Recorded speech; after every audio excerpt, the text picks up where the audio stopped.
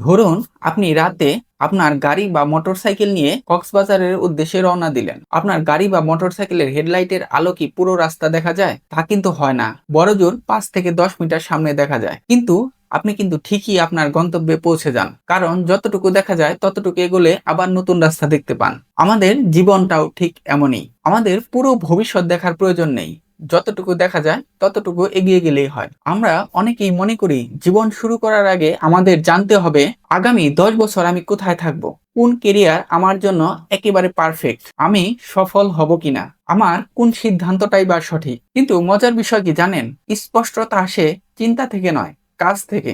আপনি যত কাজ করবেন তত নতুন অভিজ্ঞতা পাবেন।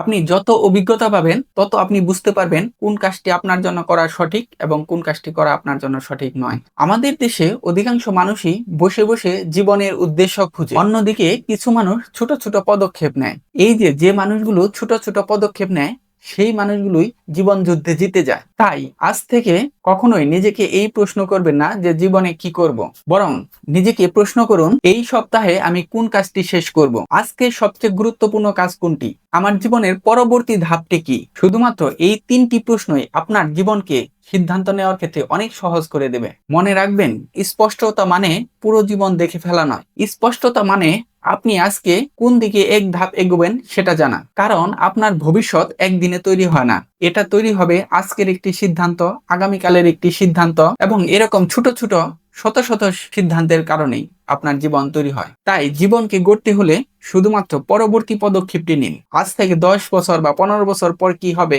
এত দূরদৃষ্টি চিন্তা বাদ দিন। একদিন পিছনে তাকিয়ে দেখবেন আপনি অনেক দূর চলে গেছেন। এই সপ্তাহে আপনি কোন গুরুত্বপূর্ণ কাজটি করতে চাচ্ছেন সেটি কমেন্টে লিখে জানান। আর যদি ভিডিওটি আপনার চিন্তার ধরন বদলে দেয় তাহলে ভিডিওটিতে লাইক করতে ভুলবেন না। আর এরকম বাস্তব ভিত্তিক ভিডিও পেতে আমাদের এই ইউটিউব চ্যানেলটি সাবস্ক্রাইব করে রাখতে পারেন, অথবা ফেসবুকে দেখলে ফেসবুক পেজটি ফলো করে রাখতে পারেন।